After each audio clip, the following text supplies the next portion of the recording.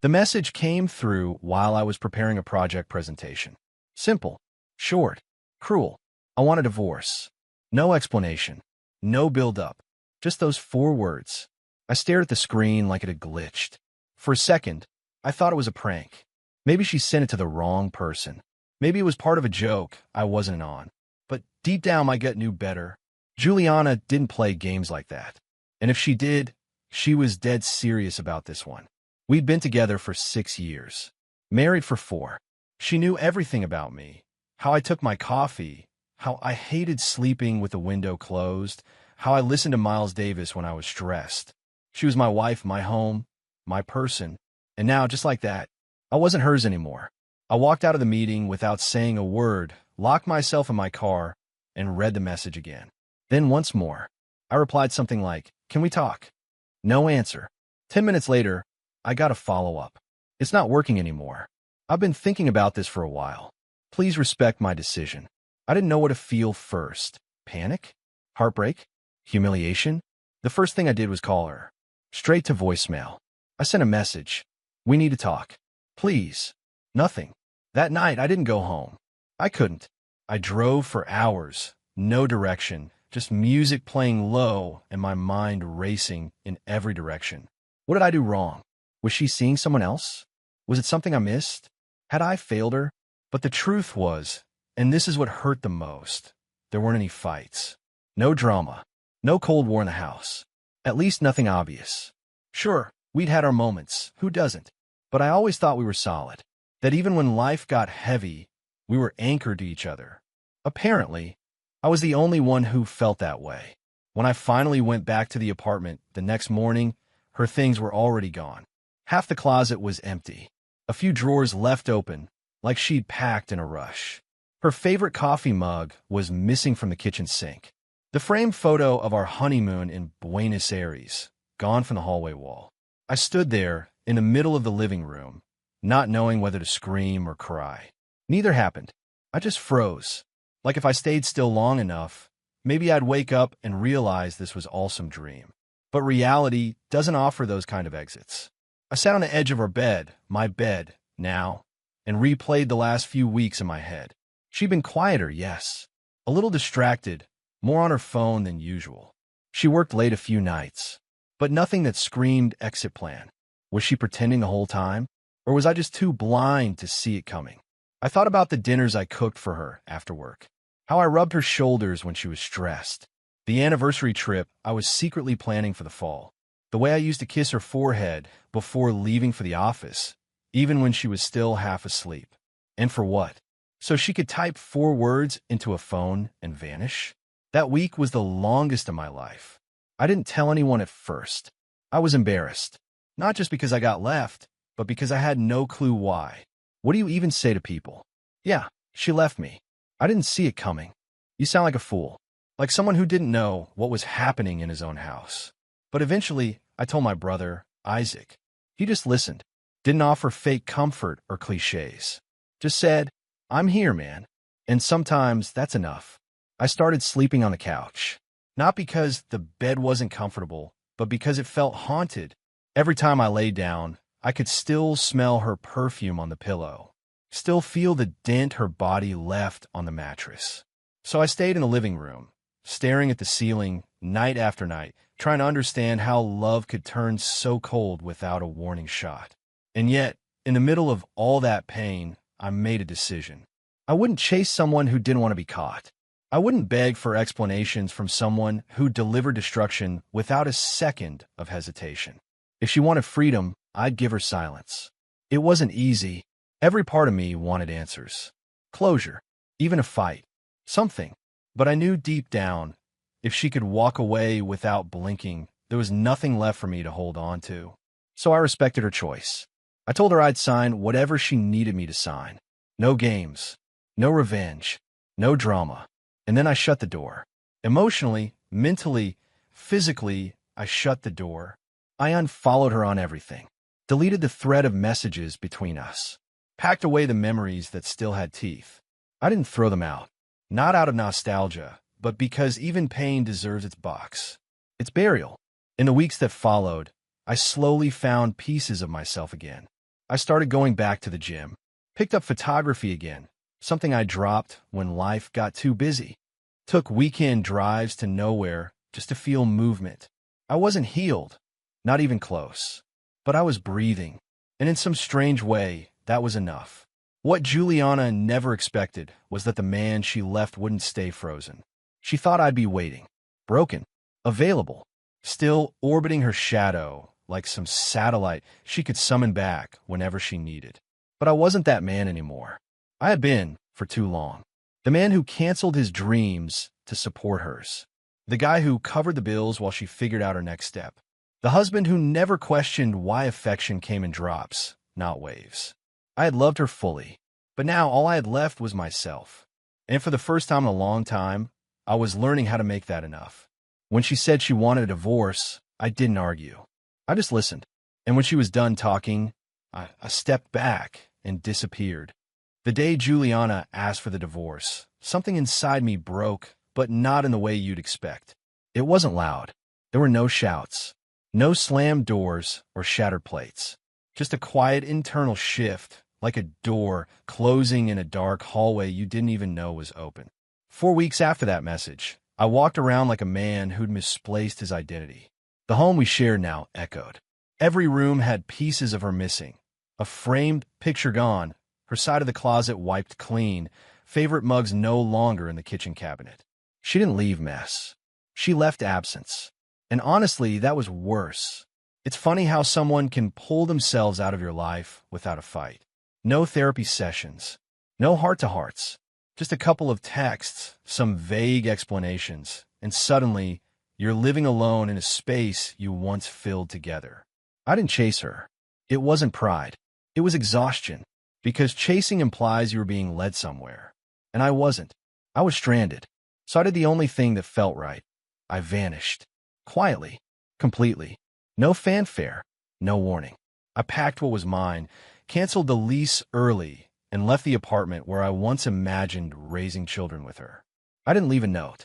What was there left to say? The apartment I moved into was smaller. Simpler. I didn't care about furniture or wall art. I just needed somewhere that didn't smell like her perfume every time I opened a drawer. I got rid of anything that carried her shadow. Photos. Old letters. Just because gifts I gave her that she never seemed to truly appreciate. I wasn't doing it out of spite. I just knew I couldn't move forward with pieces of the past chained to my ankles. The first few nights in that place were brutal. Silence is deafening when you're used to someone's voice filling the gaps. I slept with music on just to feel like someone was in the room. But slowly, the quiet started feeling like peace. I stopped looking at my phone every 5 minutes. I stopped replaying our last few conversations, trying to spot what I missed. And for the first time in a long time, I started thinking about what I wanted, not what she needed, not how to fix things. Just me, Marcus, the man behind the husband. I picked up journaling again. I hadn't done it since college.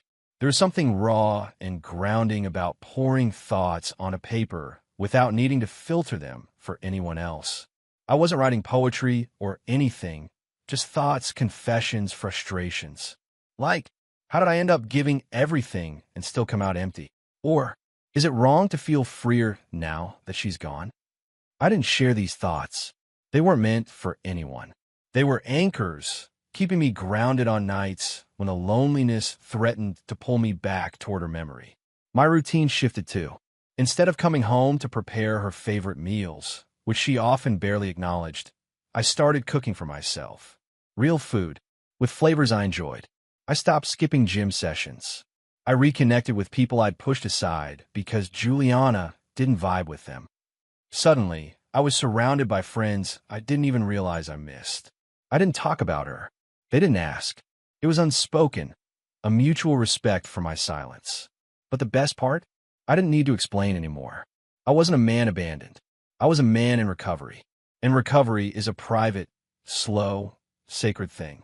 Some days were worse than others. I'd hear a song that reminded me of her laugh, or I'd walk past a place where we once shared a Sunday brunch. And for a moment, it would sting. But I didn't let myself spiral, because I knew where that spiral led, back to a version of me who was always reaching and never held. And that man was gone. Vanishing from her world meant more than just physical distance. I deleted every old thread of messages, removed her number from my phone, muted mutual friends who couldn't stop posting couple pictures. I wasn't angry, just uninterested. In her absence, I began to understand that not all love is healthy, and not all silence is empty. Sometimes silence is your spirit finally exhaling. About 6 weeks after I left, I saw her name pop up in my email inbox. It wasn't a long message. Just, I hope you're okay. I've been thinking about you. No apology. No explanation. Just a breadcrumb. I stared at that line for a while. The old version of me would have taken a bait. Would have sent something back like, I miss you too, or can we talk? But I didn't need to. She made her choice, and I was finally making mine to respect it. I archived the message. Didn't delete it. Just moved it out of sight. Because even though I was healing, I knew better than to invite the very thing that once broke me back into my life. I think she expected me to stay in orbit, to hang around like a satellite waiting for her gravity to pull me back. But I wasn't that man anymore. I had built a new world, one where my joy wasn't dependent on her mood, one where love didn't feel like negotiation. So I kept going. I found a therapist, not because I was broken, but because I wanted to make sure I didn't carry my hurt into someone else's heart down the line. I wanted to learn how to set boundaries, not walls. How to love again, but from a place of strength, not desperation. And slowly, day by day, I felt lighter. Not because I forgot her, but because I remembered me. People think disappearing is about abandonment, but sometimes it's about preservation. It's choosing to disappear from a world that no longer sees your value, so you can reappear in one that does. The thing about walking away with dignity is that the person who took you for granted always comes crawling back. The silence drives them mad. It had been exactly 3 months since Juliana said she wanted a divorce. She didn't stutter when she wrote those words, didn't hesitate when I asked if she was sure. There was no sadness in her tone, just cold, mechanical detachment, like she was confirming a canceled subscription. I gave her what she asked for. No drama, no resistance. I simply stepped aside. I respected her decision, and then I disappeared, not as punishment, but as preservation. That was the last time I heard her voice, until I got a call from an unknown number at 10:47 p.m. I let it ring. The first time, I ignored it. The second time, I turned off the ringer. But the third? Something told me to check the voicemail. It was her. The voice that once filled our home with warmth, now shaking like a child lost in a crowd. Marcus, I know I don't deserve this call, but I need to hear your voice. Please. I'm so sorry. I stare at the screen. It felt surreal. 3 months ago, she walked out on me like I was a failed project. No warning, no closure, just a few sentences typed during my lunch break. Now she was sobbing into my voicemail, as if her world had crumbled without the man she once discarded like old furniture. I didn't respond. I didn't feel anger, not even pride, just nothing. And that nothing felt peaceful. The next day, she messaged me. A wall of text. No greeting. Just an emotional purge that reeked of desperation. I thought I needed freedom. I thought space would help. But Marcus, I was wrong. I'm falling apart. I can't sleep. I can't focus. Everything reminds me of you. Of us. Please don't shut me out. You are my best friend. I read every word. Slowly. Absorbing the irony in each sentence. Funny how the same person who treated my love like a burden was now begging to feel it again. But I said nothing, because this time my silence was the answer. She wasn't reaching out because she loved me. She was reaching out because she had finally felt the absence of the man who held her together while she quietly planned her escape. Regret is loud when it's too late. She called again that night. This time I picked up not to talk but to listen. I stayed silent while she wept. Why won't you say anything? She asked, her voice cracking. Don't you miss me? Don't you want to at least try again? I exhaled slowly. Then calmly, I said, you made your choice. You don't get to rewrite the ending because you don't like how it feels now. She gasped, as if those words stabbed deeper than any insult ever could. That was the only thing I said. I ended the call. After that, she didn't stop trying. Every 2 or 3 days, she'd send a message. One day it was an apology. The next it was anger, blame, accusations. You never really loved me if you can be this cold. You were emotionally unavailable. Maybe if you'd fought harder, we wouldn't be here. I didn't answer any of them. I didn't need to. When someone truly believes you'll never leave, they treat you like an option. But the moment they realize you won't stay and wait forever, they panic. And that panic sounded a lot like guilt dressed in manipulation. She wasn't crying because she lost me. She was crying because she lost control. When I was with her, I covered the bills. I cooked dinner. I booked our vacations. I filled her emotional voids when she didn't have the tools to do it herself. And I did it all willingly, thinking that's what love looked like. Turns out, I was just a cushion. She got a fall without consequences, until the day I removed the safety net. I heard from a mutual acquaintance that she'd been struggling financially. Lost her temp job, missed rent once, asked her parents for help, but they'd grown tired of enabling her impulsive choices.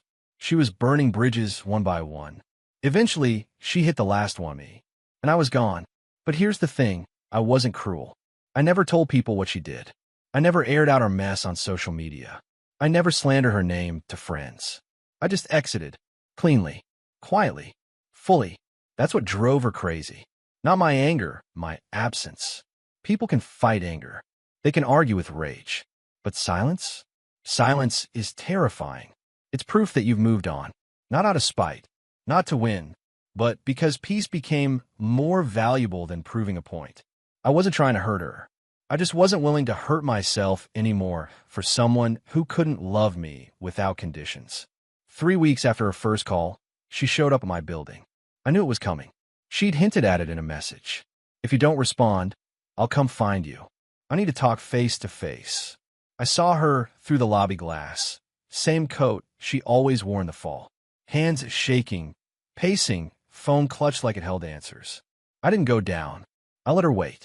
After 20 minutes, she texted me again. I'm sorry. I shouldn't have come. I just don't know what to do anymore. That was the last message she ever sent. Maybe she finally understood. Maybe she finally saw that I wasn't playing hard to get. I was gone, and she had no map to bring me back. That day, I made peace with everything. With the confusion, the pain, the unanswered questions. I stopped needing closure from someone who never cared enough to offer it when it mattered. Juliana became a chapter, one I read too many times hoping for a different ending. Now, I've closed the book, and I'm writing a new one, quietly, patiently, and with someone who doesn't flinch at the word forever. I don't wish her pain. I wish her growth, but I won't be part of it, because the man she left isn't waiting anymore. He's living.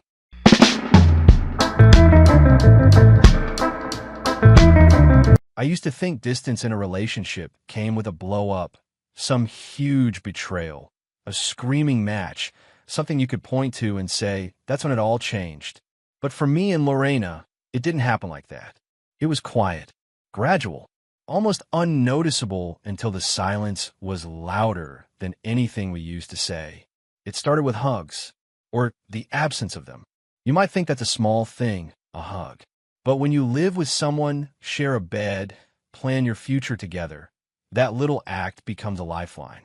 It's not about passion or routine. It's about closeness, about being chosen again and again, every day, even in the smallest ways. And for a long time, Lorena chose me. When we first got married, she was warm, affectionate. She'd hug me when I got home from work, hold on me longer than needed, just because it made her feel safe. I remember those moments like they were yesterday, her arms around my neck, her head resting on my chest. That was home for me. Not the house, not the furniture, just her holding me like I mattered. But over time, she let go. Not just physically, emotionally too. At first, I thought it was stress. Her work got more intense. She'd come home tired, drained, distracted. I gave her space. Tried to be patient. I took on more chores around the house, cooked more often, even started leaving her little notes on the bathroom mirror. Stupid things like, you've got this, or I love you even on your worst days. She used to smile when she saw those notes. But eventually, she just started pulling them down without a word. I still remember the first time I reached for her after work, just instinct, muscle memory, and she flinched. Not in fear, just irritation. like my touch had become a bother. I stepped back, laughed it off, told myself it was just a long day. But it didn't stop. A few days later, I leaned in to kiss her cheek while she washed dishes. She turned her head and said, "Can you not do that right now?" No anger, no discussion, just that. It hit me harder than I expected. I stood there for a second, unsure what to say. Eventually, I just nodded and went to the living room. I didn't even turn on the TV. I just sat there in silence, holding on to something I couldn't name at the time. Looking back, I think that was the beginning of me grieving a relationship that hadn't ended, just shifted into something unrecognizable. And the thing is, I tried. God knows I tried. I asked her gently what was wrong. "Nothing," she'd say, eyes fixed on her phone. I asked if she still felt close to me. She'd shrug. "You're overthinking things." I offered to go to therapy together. She rolled her eyes. So now I'm the problem? No matter what approach I used, soft, direct, silent, I got nowhere. She stopped hugging me completely after a while. I'd come home, and she wouldn't even look up. Just a flat hey, like I was a neighbor stopping by to borrow something. There was one night, a random Wednesday, where I sat on our bed and just watched her scroll through her phone while I spoke to her. I was telling her about something I saw in traffic that reminded me of our trip to Rio. And halfway through my sentence, she got up and walked to the bathroom. Didn't say a word. Didn't even pretend to care. I sat there for a few minutes, then looked around the room, our room, and it felt like a museum. Pictures of us on the wall, memories frozen in time, a mattress we used to make love on now, reduced to a cold slab we slept on back to back. I'm not dramatic by nature. I don't jump to conclusions. I believe in working things out. But that night, I felt a shift, like I was starting to detach, piece by piece.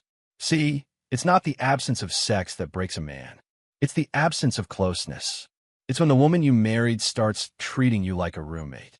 When she talks to her friends with more laughter in 5 minutes than she gives you in 5 days. When you begin to feel like a burden for simply wanting to be held. I remember lying awake one night, staring at the ceiling, asking myself, what did I do wrong? And the truth? I still don't know. Because I never cheated, never raised my voice, never made her feel unsafe or unwanted. I showed up, I loved her, fully, even when she stopped giving me anything to hold on to. And yet, I was the one feeling invisible. I started avoiding home more. Not because I didn't love her, but because being around her was lonelier than being alone. I'd stay late at work, go to the gym twice a day, take drives with no destination. She never asked where I was, never called to check in, never even looked at me like she missed me. And over time, I stopped hoping she would. I realized I was doing all the work, not just in chores or finances, but in emotional weight. I was the only one trying, and trying alone eventually turns into surviving. By the end of that year, I was emotionally numb. I still slept next to her, but I wasn't beside her anymore. Not really. We were two people living parallel lives under the same roof. And every time I passed her in the hallway without a touch, every time I came home to silence, every night I rolled over and stared at the dark while she turned her back to me, something in me died a little more. Until I reached the point I never thought I would. I stopped feeling guilty for thinking about leaving. Not out of revenge, not even out of sadness anymore, just out of self-respect. Because I realized the version of me that once felt loved in this marriage, he didn't exist anymore. And I couldn't keep pretending that the empty space between us was just a phase. It was our new reality, and I wasn't going to live like that anymore. You ever notice how people don't truly react until they lose their grip on control? That's what happened with Lorena. After months of feeling like a shadow in my own marriage, months of getting nothing but cold glances and stiff silence, I made a decision. Not a dramatic one, not something fueled by rage. I wasn't storming out, smashing things, or yelling across the room. That's not me. That was never me. I just woke up one morning and realized I was done trying. You can only offer your love so many times before the silence becomes your answer. So I waited for the right moment. A calm moment. A moment where I wouldn't let emotions turn it into a war zone. And that moment came on a quiet Saturday afternoon. She was sitting at the kitchen table, sipping coffee, scrolling through her phone like always. Wearing one of those oversized shirts I used to find sexy before everything between us went cold. The dog, our little beagle Max, sat curled by her feet. The house was peaceful, too peaceful. I stood near the sink, dish towel in my hand, and I said it softly. So softly that at first, I don't think she even heard me. Lorena, I began, I think we should get a divorce. She didn't move at first, just sat there, still staring at her screen like she was pretending not to hear. Or maybe she was stunned. Maybe that word, divorce, didn't register right away coming out of my mouth. So I said it again, firmer this time. I don't want to keep living like this. I think it's time we end this. Her head slowly lifted, and when our eyes met, I saw something I hadn't seen in a long time, fear. Not irritation, not boredom, not detachment, but fear. What are you talking about? She said, her voice breaking slightly, as if the words hurt her throat. I didn't answer right away. I wanted to give her space to sit with it. I needed her to feel the weight of the moment. The finality. We don't talk, I said. You don't touch me. I feel more alone beside you than I ever felt on my own. That's not marriage, Lorena. That's a prison. Tears welled up in her eyes instantly. Real ones. No fake theatrics. No calculated delay. They came out like a wave crashing against a wall that had been holding back for too long. She dropped her phone onto the table like it burned her hand and whispered, "You're serious?" I nodded. Yes. And that's when it happened. She stood up so fast, the chair scraped loudly across the tile floor. Her face turned pale. She staggered back a step, then fell to her knees, right there on the kitchen floor. I just stood there, frozen, because I never expected that. The same woman who hadn't hugged me in almost a year, the woman who rolled her eyes when I reached for her, who shrugged me off like a mild inconvenience, was now on the floor, sobbing like a child who just got lost in a crowd. She covered her face with both hands and let out a sound I'll never forget. Not a scream, not a cry, something in between. A sound soaked in regret, in panic, in realization.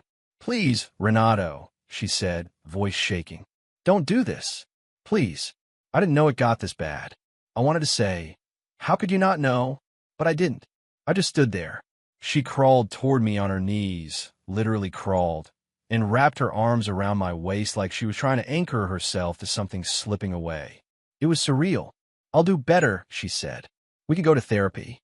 We can fix this. Please just don't give up on me, on us." And maybe in another life, I would have dropped everything and held her right there on the floor. Maybe I would have cried too and whispered, "Okay, let's try again." But not this time, because I knew what she was feeling wasn't love. It was loss of control. Lorena hadn't realized what she had, because she assumed I'd always be there. No matter how cold she became, how emotionally distant, how closed off, she believed I'd keep showing up, keep paying the bills, keep being the dependable, loyal man who never complains. She never imagined I'd stop choosing her. And now that I had, she panicked. I gently stepped back, breaking her grip. She looked up at me with wide, terrified eyes, like I just pulled the ground out from beneath her. "I begged you for months," I said. "I asked what was wrong. I tried to reach you. You pushed me away again and again. You don't get to act surprised now." She shook her head frantically. "I didn't think you'd actually leave. I thought you were just frustrated. I didn't know it was this serious. That hit me harder than anything else. I didn't think you'd actually leave. Imagine loving someone so much, staying loyal, showing up, trying again and again, and all the while, they think you're not capable of walking away. Because your love was so solid, so consistent, they confused it for weakness. That's when I knew it was too late. She had mistaken my patience for permanence. And now that she realized I could leave, that I would leave, she fell apart. But it wasn't real love driving her reaction. It was fear of having to face herself. Alone. She cried for hours that day, followed me around the apartment, asked if we could talk, asked if we could start over. But something in me had already left. My bags weren't packed yet, but emotionally, I was gone. I didn't yell. I didn't insult her. I just said, "You should have cared when I did." And that shut everything down. She knew I meant it. That night, I slept on the couch. She didn't say a word. The crying stopped, but the silence was heavier than ever. This time because she felt it too. And I think that was the first night Lorena realized I wasn't bluffing. She thought I'd always be waiting. She thought I'd been like always. But I was finally done twisting myself into something unrecognizable just to keep someone who wouldn't read for me anymore.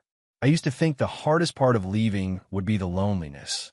But it turns out the hardest part was already behind me, and I had lived it for years inside the very marriage I walked away from. The day after I asked Lorena for a divorce, the house was a mess, not physically, but emotionally. She barely spoke, and when she did, her words were soaked in panic. Every time I crossed the room, I could feel her eyes on me, as if she was silently begging me to stop and look at her. But I didn't, not out of cruelty, but because I had nothing left to offer her. Her tears didn't move me. Her voice, pleading, shaking, didn't change my mind, because I'd already been through my grieving process. Months of silent rejection, nights where I lay beside her wondering if I mattered anymore, mornings where I got up and made coffee for someone who wouldn't even say good morning back. That's when I grieved. That's when I cried, quietly in the shower in the car where no one could see. So by the time she hit her knees, I had nothing left to mourn. It was done. A couple days after our talk, I started moving my things. No screaming matches, no dramatic ultimatums, just packing boxes, folding clothes, sorting documents. She hovered nearby, trying to stay composed, but every few hours, the panic would hit her again. "You're really going through with this?" I'd nod. "After everything we built, you're just going to walk away?" I didn't answer, because it wasn't just. It was years of slow abandonment. Emotional, physical, spiritual. She didn't leave all at once. She left in pieces. She left every time she turned away from me.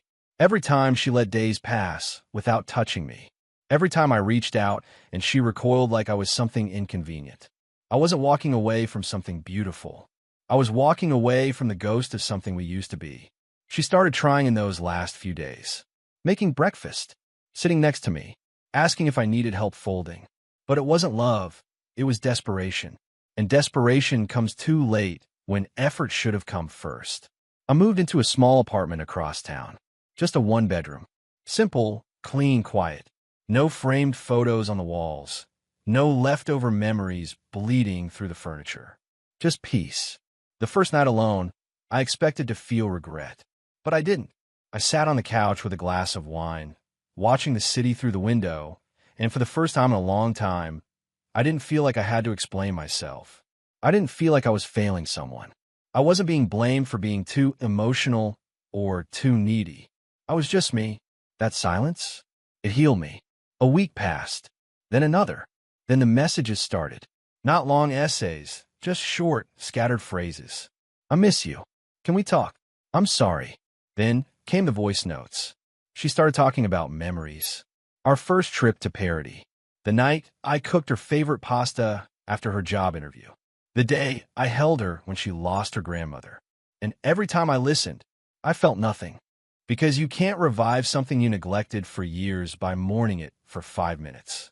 She started posting online. Old couple photos. Sad quotes. Friends began messaging me, asking if we were okay. I didn't respond to them either. Because this part was about me. Lorena had every opportunity to fix things when it mattered. I had asked. I had begged. I had been patient, kind, loyal. And she met all of that with silence and distance. So now I met her sadness with silence of my own. Not because I wanted to hurt her, but because I had finally learned to protect myself. About a month after I left, she showed up outside my building. I was coming home from the gym, towel around my neck, earphones still in. When I looked up and saw her, standing by the gate, I froze. She looked tired, not just physically. She looked like someone who hadn't slept in days, someone who had run out of things to control and was now standing face to face with consequences. "I just want to talk," she said. I nodded. "We are talking. I want to fix this," she continued. "I'm ready now. I see everything. I know I push you away. I was cold. I was selfish.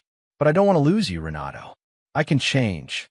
I sighed, the kind of sigh that carries years in it. "Why now?" I asked. "Why only after I left?" Tears rushed into her eyes again. "Because I didn't think you would. I didn't think you'd really leave. You've always stayed." And there it was. The truth. She didn't cry for the man she loved. She cried because she finally realized I wasn't hers anymore. Exactly, I said. I always stayed. And you thought that meant I always would. But I'm not here to convince someone to love me anymore. I'm not here to ask to be touched, or seen, or heard. I deserve more. And I had to walk away to remember that. She reached for my hand. I stepped back. I wish you peace, Lorena. I hope you heal. But I'm done. And I meant it. She could cry all she wanted. She could kneel, scream, promise. But none of it could undo the months, the years she let me go unheard, unfelt, unseen. It's not the tears that come when someone leaves that matter. It's the warmth that should have come while they were still choosing to stay. Now, I choose myself, and I'm not coming back.